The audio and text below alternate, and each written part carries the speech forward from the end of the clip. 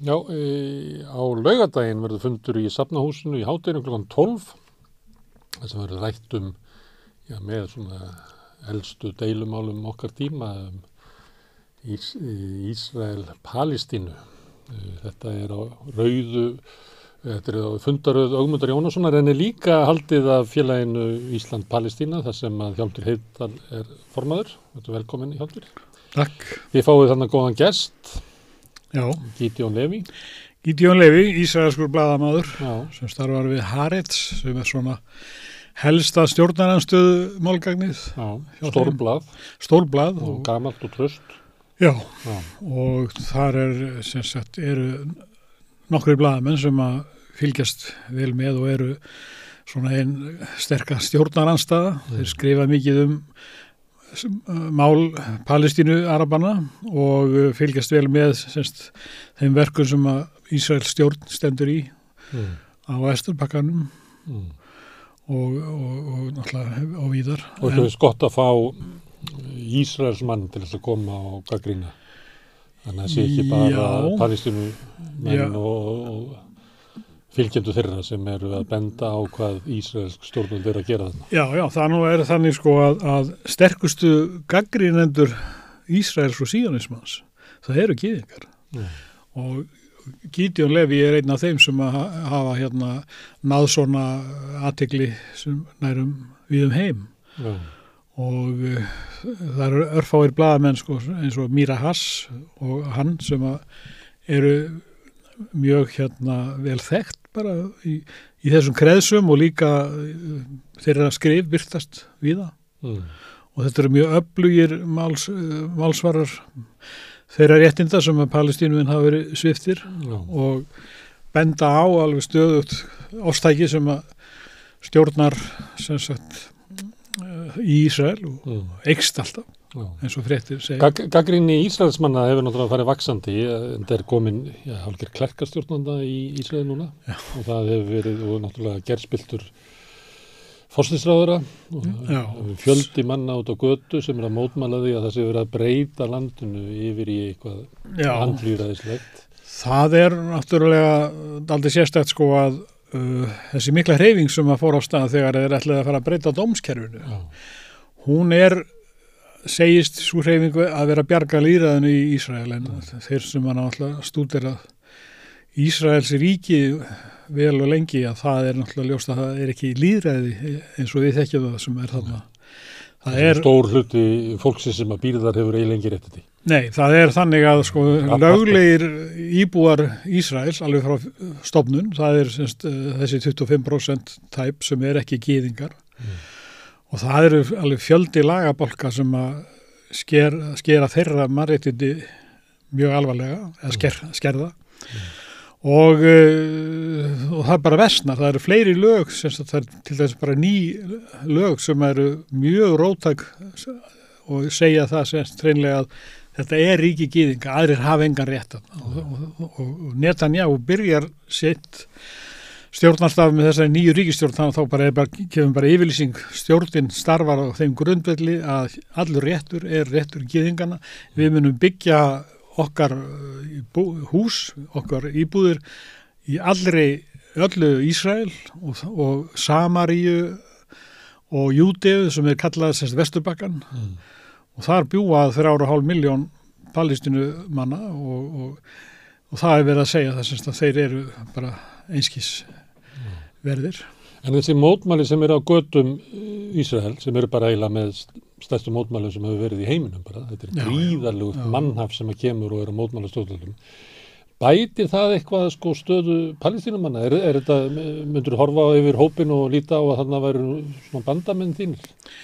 Nei, því miður það sko örlar á því, en svona í stóra samhenginu þá er það þannig að þessi hreyfing hún er algjörlega að hugsa þetta sín eigin stöðu, hún er ekki að hugsa hernámið og aðstæðunar eins og þeir á Gaza, fólki sko, það er allir aldrei upp með þessu.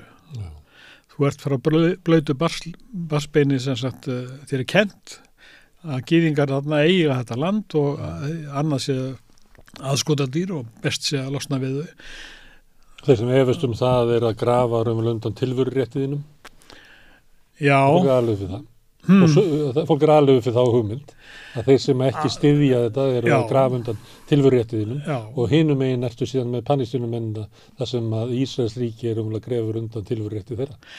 Já, það alltaf eitt af þessum slagorðum sem borið upp á Hamas og fatahreyfingarnar að þeir ætla að henda gyðingunum í sjóin og þeir standi í því að þeir stefna sig að útrýma gyðingum.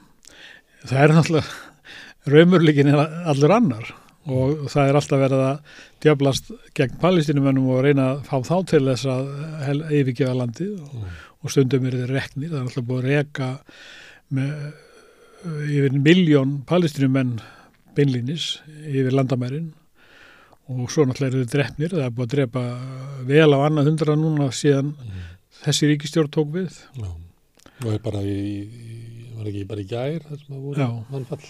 Já, það það hefur vaxið vopnaða andstæðan hjá Palestínumönnum eins og hún nú erfið og kannski vonlítil, þá hefur hún samt vaxið og eins og í Jenín, þar eru ungir menn sem sagt sjá náttúrulega, þeir sjá enga framtíð í sjálfu sér og þetta oftast alltaf því bara að ganga í opinn dauðan ef þú tekur þér vopn í hönd. En þeir gera það og Ísraels kemur bara með sterkustu vopn. Þeir eru með árásaþyrlur sem getur sprengt húsi sem fólk, ef þeir eru að verjast í einhver hús, þeir getur bara sprengt það í tætlur og drefið alla sem innan.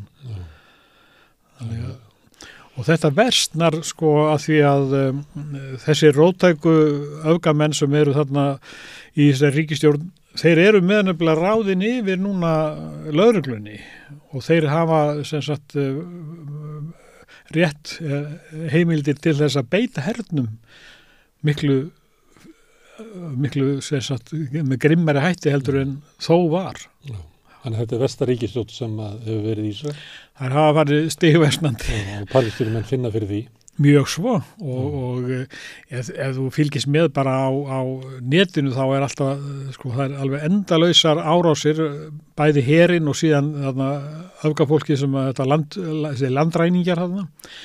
Það var bara síðast í gær sem að þeir drápuðu einn Palestínumann og þeir eru farin að vaða þorp Palestínumanna, kveiki í bílum og húsum og limlesta fólk og herinn, þessi ísraelski og lögreglan, þau hreinlega bara vernda þessa glæpaflokka. Herðu, svo ætlar að fjalla það hvað Íslendingar geti gert. Já. Áttu við það íslensk stjórnvöld? Þá á ég við það sem, og íslensk stjórnvöld og einstaklingar, félagasamtök og stofnanir geta gert. Raunin það þannig að Ísrael þverbrýtur svo margt sem að önnur ríki, lýðræðisríki getum við sagt, virða, réttindi sem þau virða, það alls konar sáttmála bara eins og mannréttindasáttmáli Sameinuðu þjóðanna og Ísrael að brjóta þetta upp á hvern einsta dag og fær enga andstöðu frá þessum ríkjum sem að tala frelsi og lýðræði og mannréttindi alveg hvern dag. Okkar gildi eins og sagt Já, og bara eins og Þórdís Kolbrún og Katrín Jakobs, það eru að tala þetta núna sérstaklega í sambandi fundin sem var daginn, Evrópuráðsfundin og það eru alveg þessi fínu orð en Ísrael algjörlega, hefur algjörlega frítt spil og fyrir 15 árum minni mig, þá kom saman mjög mörg palestínsk samtök og sendu frá sér ákall að heimurinn sameinaðist að sniðganga Ísrael, setja á þá sem sagt bann, samskiptabann og sviði viðskipta, menningar, íþrótta, vísinda. Svipað var gert við Suður Afríku. Nákvæmlega eins og var gert þarna. Já, Ísland setti viðskiptabann á Suður Afríku 1988 og það kemur þessi beiðni frá Palestínumönnum vegna þess að þeir hafa náttúrulega enga aðra möguleika, þeir leysa þetta ekki með hernaðar svari, þeir geta það ekki, þeir geta ekki farið eins og í mótmælagöngur, það skotið á þá. Þeir hafa nánast enga möguleika og þess vegna segja við heiminn, þið verðið að gera eitthvað, þið verðið að koma og þá bara í anda þessum allir eru búin að samþykja sem eru í Sameinuðu þjóðunum að það ber hverju manni réttindi og að framferði Ísraelsstjórnar brýtur grundvallar atriði og þeim ekki hengt.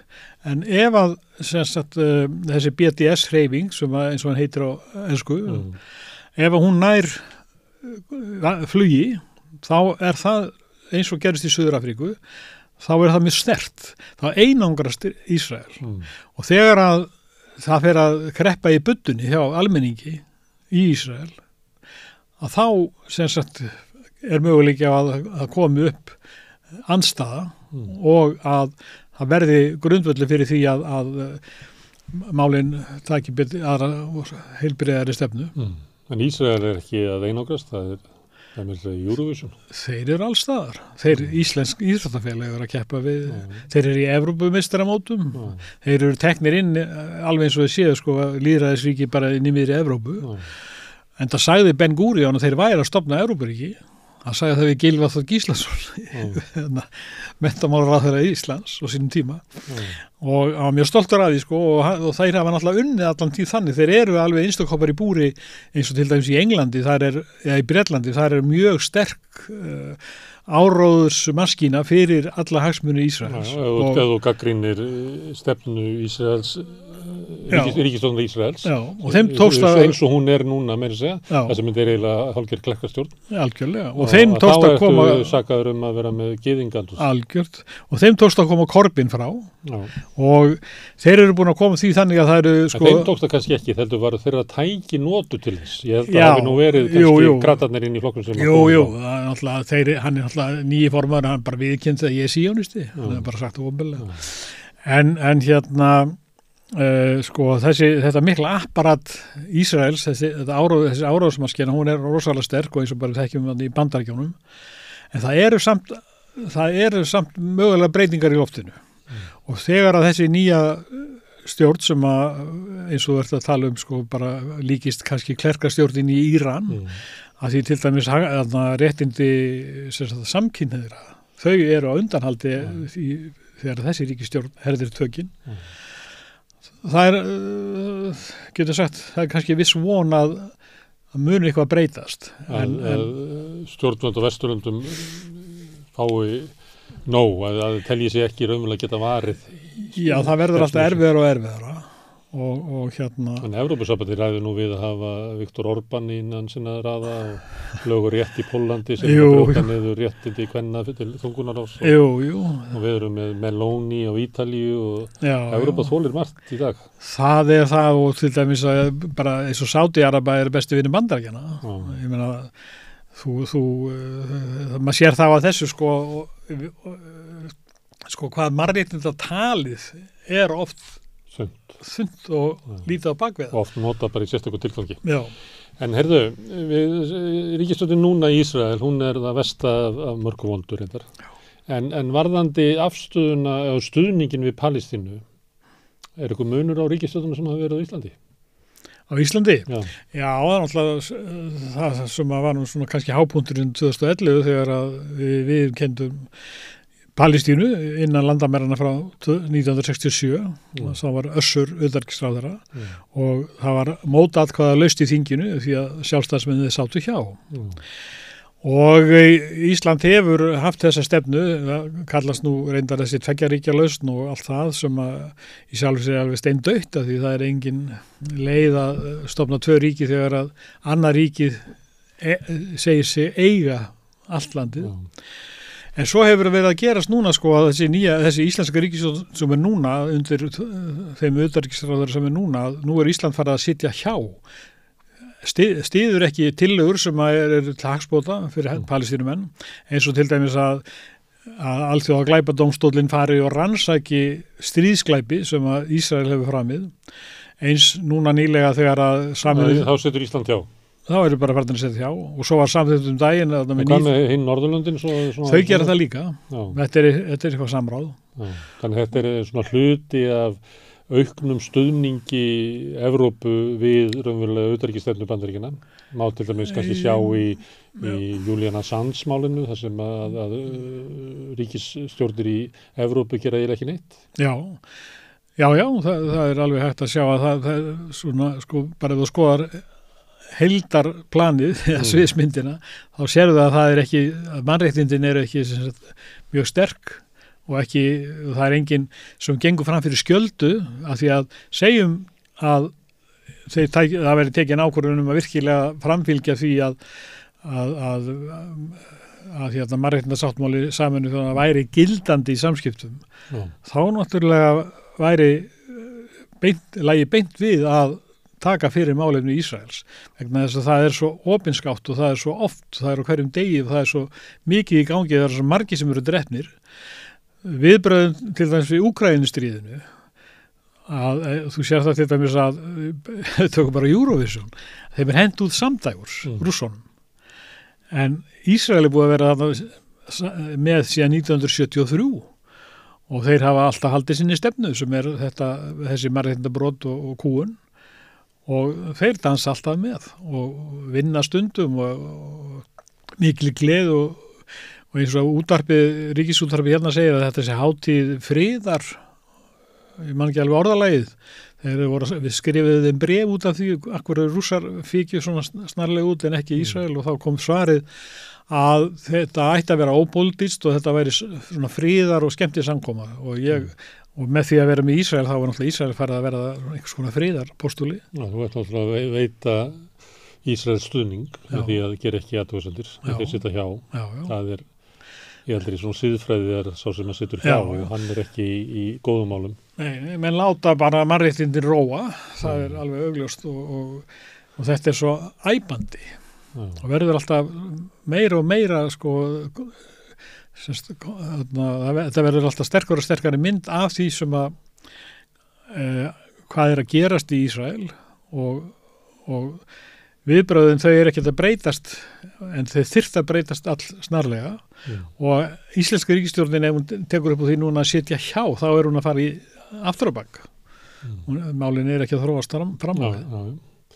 Kanntu að svara því á hverju ástandið svona, á hverju Evrópuþjóðir og við okkar stjórnvöld standa með, við getum sagt hvítamanninum í þessari baráttu, á meðan að í Suður Afríku að þá tókst Vesturlöndum að standa með svartamanninum eins og liti. Já, hvað? Það er áræðanlega einhver rasism í þessu og það er líka spurning til dæmis hverjir sita í utanríkisráðuneytinu hérna, hvaða fólk er það? Sem er unni ákveðu stefnuna. Er það fólk sem er skólað einhvern veginn í einhverju umhverfi sem að gera það verkum að þau líta á Ísrael sem bara eitt af okkar ríki, eða sem sagt okkar, eins og Bandaríkjamenn segja, okkar hagsmunir eru þeirra hagsmunir. Og er það þannig hér á Íslandi að Ísrael opinberlega með þessa árásastefnu að það sé bara meðtekið og menn alltaf bara sætt sér við það. Kannski með bara einni stoppustöðu viðbót að íslenska utanríkisþjónustan skilgreini það að hagsmunir Bandaríkjanna séu okkar hagsmunir og það sem hagsmunir Bandaríkjanna og Ísraels farið saman að þá setjum okkur ekki upp á móti Ísrael. Já, það er náttúrulega, maður veit það að Bandaríkjanna þau hafa mikil áhrif og það er mjög langt í land að málstafur Palestínumanna eigi að ná einhverjum árangri í Bandaríkjunum. Það er að vísa vaxandi innan demokrataflokksins og hjá almenningi er það náttúrulega töluvert öðruvísi heldur hjá stjórnvöldum afstæðan til Ísraels. En það er nú samt þannig að það er sá sem ætla sér eitthvað frama í bandarískum stjórnmálum, hann má ekki andmæla Ísrael. Nei. Og svo er það bara öllum fjölmiðlunum í allri umræðunni að það er rosalegt skref sem að maður tekur sem að segir það í Bandaríkjunum óbyrgilega. Obama var að beygja sig. Hann hafði heilmiklega þekkingu á málunum Palestínumanna. Og menn talaði bara sér þvert hug. Já. En svo er annað að það eru þarna viðskiptahagsmunir og hernaðarhagsmunir. Það er rosalega mikil samvinna á milli hermála yfirvalda í Vestur-Evrópu og í Bandaríkjunum við Ísrael og það eru sendir alveg 100 bandarískra lögreglumanna til Ísrael til að læra og þetta það sem drap hann George Brown það ekki. Þannig að þetta settur neð á hálsinn, það er kent í Ísrael. og nota gegn palestínumönnum. Það til fjöldin allra ljósmyndum sem sína nákvæmlega þetta fantabragð og ég veit ekki hvernig mannaval í lögreglu yfirleitt, en það eins og að þessi harka og þessi djöfulskapur sem að Ísrael býður upp á, að hann kendur áfram. Já. Þeir eru líka framalega í persónunjóstum. Þeir eru mjög framalega þar og þeir eru alltaf að þróa betur og betur og þeir hafa náttúrulega þennan palestínumenn sem tilraunadýr. Nú eru þeir að setja upp á Vesturbakkanum einhvers konar kerfi sem að hreinlega fylgist með nánast hverjum manni og er búið að setja hann inn í kerfi og þeir þurfa ekkert lengur að segja hei, hvað heitir þú? Þeir vita það, af því að þeir eru með bara tölvuna eða síman og þeir sjá strax kerfi segjur þetta kemur og hann er þetta menntaður, þetta er fjölskyldan, hann býr þarna, þetta vinnur þetta, þeir vita þetta bara strax og þeir fylgjast svona rosalega vel með og bara náttúrulega í einum tilgangi til þess að kúa fólkið. Þetta er deila og barátta sem er búin að vera áratugum saman. Já, ég kalli ekki deilu. Hún er næstu eldri en þú. Hvað sérðu að sé árangur af baráttunni? Eða bakslag eins og sagt í annars konar baráttu? Já. Ég held að hægt og bítandi sé einhver árangur. Til dæmis að sniðgönguhreyfingin svona hér og þar, hún er alltaf það er alltaf verið að segja frá svona hinum þessum fyrirtækin sem er að hætta að fjárfesta í Ísrael og gugna á því vegna andstöðu, að þá við byggingafyrirtæki sem byggja lestarteina, fyrirtæki í snyrtivörunum.